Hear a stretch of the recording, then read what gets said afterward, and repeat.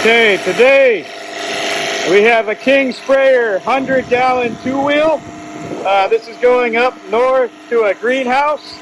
So they wanted a 12-volt. They don't want any fumes, anything inside the greenhouse. This is a Pumptec X Series pump. This is the X5. A little over 5 gallons per minute. Maxes out about 100 psi. These are higher flow, higher pressure, continuous duty pumps. You can run that 8 hours as long as your battery can handle it.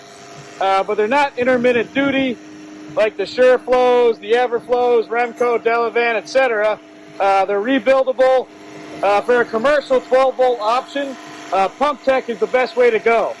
On the front, you have your deep cycle battery to keep more power and supply so your battery doesn't die right away from all the extra amps the pump's going to pull.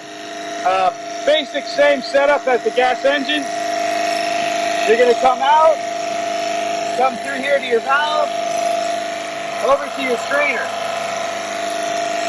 Out of the strainer into the pump, out of the pump into your regulator. You have an agitation line right here, your ball valve on here. Your other line is going to lead back into the swivel of your reel.